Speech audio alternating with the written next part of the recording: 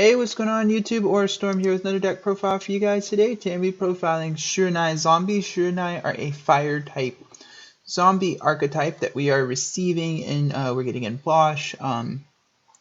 It's one of those archetypes much like Gradles and Arrow Mages. I think it's probably going to be a one-off archetype because I haven't seen any new support cards, but again, we get a lot of I think in every set we typically get like a one-off archetype that doesn't get a ton of support.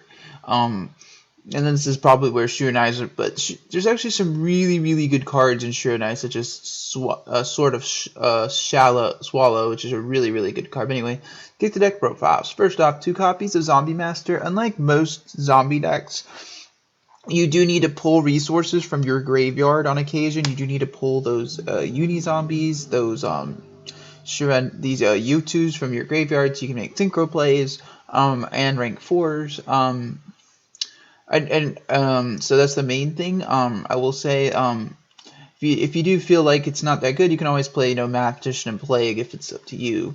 3 copies of Samurai Shiranui. This card is your big beater during either player's turn. Yes, you can banish a zombie monster from your graveyard. This card gains 600 attack. So you can banish your Chief Priest and then pop a card on top of buffing this card to a beater. And if it does activate that effect, any monster that battles this is banished, which is really important in a pendulum-based format to banish off the pendulum monsters. They can't come back. That's the other good thing about this card. If it does bite the dust and it's activated its effect, and your opponent decides to try to run it over with something else, they're going to pay for it. So it's really nice that it does prevent pendulum monsters from turning the extra deck. 3 copies of Mizuki. Sorry, I'm thinking of something else. Of Bujin, but 3 copies of Mizuki. Mizuki's, I shouldn't have to really talk too much about this card. Any of you zombie fans out there should be familiar. Being able to special summon any zombie monster is pretty dang good, especially encouraged with Zombie World, where you can just basically bring everything back. 3 copies of Suchin Joji. This is probably one of the more random techs. I've seen a lot of lists teching this card in. So this card's effect can do 2 things. One, you can banish 2 zombie monsters from your grave to draw 2 cards, or you can target a banished zombie monster and turn it to the top of your deck.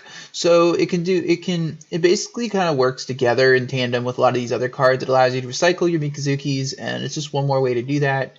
If you don't like this card, you can always play, you can just play Mathematician and a couple Plagues and call it a day.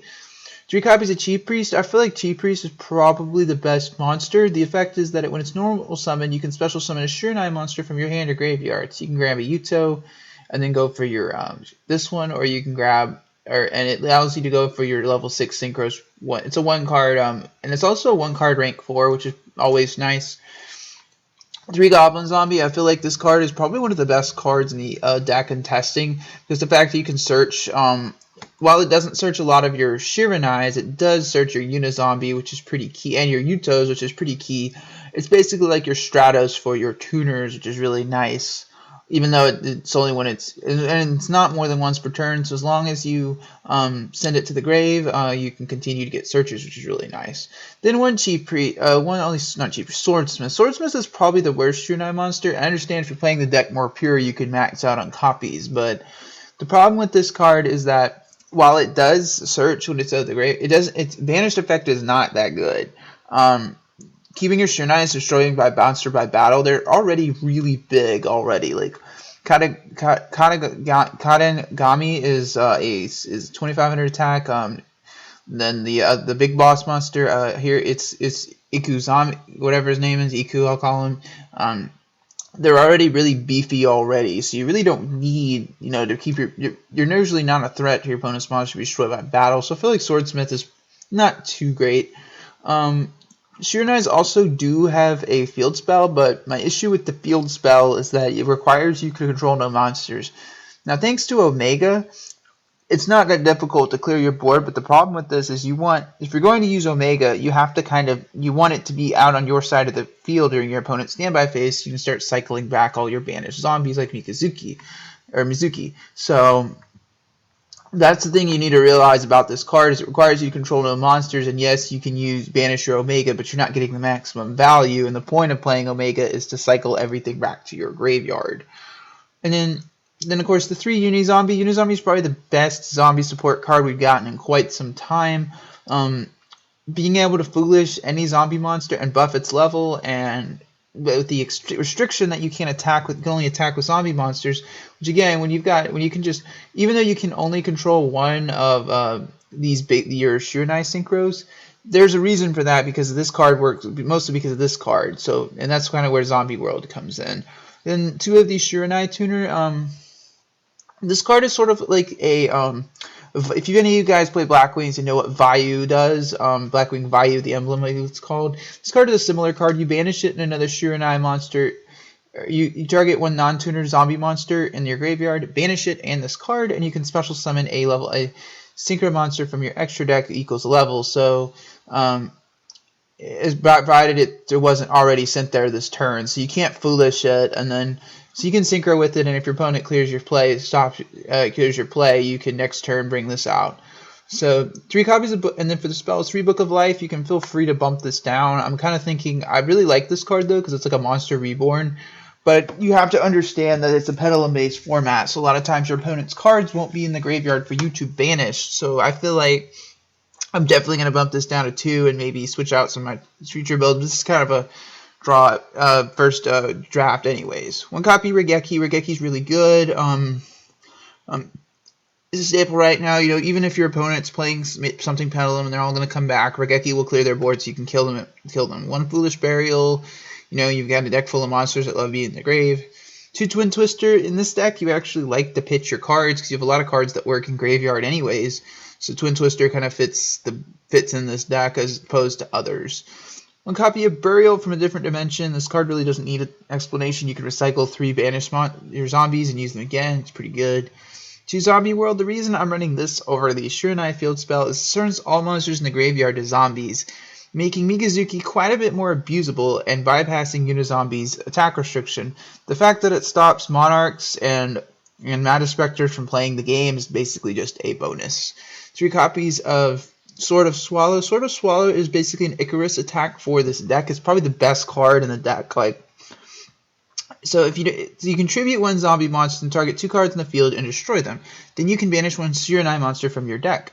Guess what? Chief Priest pops a card when he's banished, so you can Fire Lake your opponent, which is really, really good.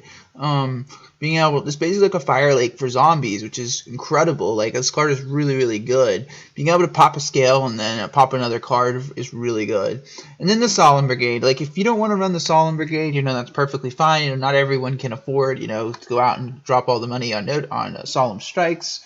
But I do think that I feel like if any of you guys ever played during Teleday, you understand what I'm saying is that the fact that you have to pay a lot of life for these cards is not a problem, because when Warning was at 3, people resolved 3 warnings in 1 game. Life points don't really matter until you lose, so I feel like these 4 cards are pretty much going to be everyone's deck going forward. Now, before I get to the extra, I want to say I am running Utopia the Lightning. This card, I believe, is slated to come out in May.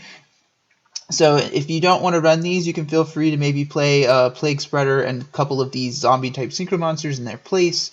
I just thought I'd go ahead and mention that. But remember, this card isn't not that far around the corner. It's only 2 months away. So the first synchros is 1 copy of Beelzebub, King of the Diabolical Dragons. You can make it, and it's incredible. Beelzebub is still pretty good in certain matchups. Certain decks really do have problems dealing with this card. Cosmos, I think, are the perfect example of decks that have trouble dealing with this card. But like, you have to kind of be like, you can't just rely completely on this card to win you the game. 1 copy of Void Ogre Dragon. Again, it's like a zombie deck. I think this is pretty much a staple if you make this. It's a Pendulum deck. It won't completely slow them down, but it will, at least if you time it right, it can be very good. 1 copy of Scarlet Red Dragon Archfiend. I like this card because it allows me to burn my opponent for damage and it doesn't have Hot Red Dragon Archfiend's restrictions. That's why I run this card over Hot Red, and it has a bit more defense, but in a deck like this, it's not really that big of a deal. 2 copies of the big boss monster Synchro. I'm just going to call him Iku because I can't say the name. So this card is special summoned. You can banish a zombie monster from your graveyard, and this card gains attack equal to that card. So until the end of the turn. So when it hits the field, it's already going to be about a 4K or more beater, which is pretty good. That's one of the reasons why you can only control 1, because this deck can spit out level 8 synchros pretty consistently. So that's one of the reasons why. So and then when it does actually bite the dust, you can return one zombie monster with 0 defense from your banished pile and put it back in the grave. This means all the Shiranui monsters are 0 defense, and Zombie Master also happens to fit that category. So you can, if you banish your Zombie Master, you can just put him right back, which is pretty nice. And 2 copies of psy-frame Lord Omega. I will say that this card is probably MVP. If any of you guys have played Shiranui, you understand that Omega is MVP. Being able to recycle all of your banished targets, Mizuki's back during opponent's standby phase. However, it does require a bit more of a steadied hand. You have to wait until during your opponent's main phase in order to hit a card, get this thing off the field, and hit a card from your hand. And it does conflict with the field spell. So if you insist on running the field spell for Shiranui, I probably wouldn't run them, but that's just me. 1 copy of Stardust Dragon. Stardust is probably one of the best level 8 synchros right now in the current format we are going into. Being able to negate Pendulum Sorcerer, being able to negate Wavering Eyes is pretty important. These cards are pretty much going to be everywhere, so you got to run Stardust to negate those cards. 2 copies of the level 6 Shiranui synchro. This one says it's much like Hide Speedroid Chambara. You can only special summon it once per turn, but during either player's turn, you can shuffle a banished zombie monster into the deck and change all monsters your opponent controls to attack lower than this card defense position. And if it's banished and the banish effect isn't that good, the opponent's monster loses 500 attack. But that's actually really good. Because as long as you have banished zombie monsters, your opponent can have, like, before they go for their big, they're going to have a bunch of little monsters out, and they're going to leave them there, and they go try to make a big push. You can just put them all in defense mode, which is I've always found has been pretty good. 1 copy of Red Wyvern. I feel when I was looking through the level 6 synchro pool, this is probably the best one. The level 6 synchro pool is pretty paltry and pretty cupboard bare as far as the cupboard is concerned. So Red Wyvern is probably the best option. Whenever your opponent summons a monster with higher attack, and just destroy it. It's like a walking hammer shot.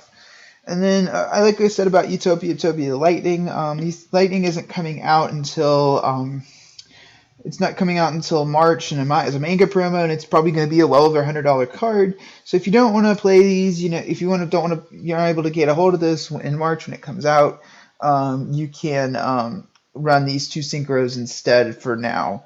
And then 1 copy of Arc and Castell. Pretty much if you've seen deck profiles on my channel, you understand these are pretty much in every extra deck that can make rank 4s. So anyway, guys, as always, thank you guys for watching my video today. Really appreciate it when you guys watch my videos. Tune in on Tuesday, Thursdays, and Fridays for more Yu-Gi-Oh content. If you like what you saw in this video, please subscribe. Or Storm signing out.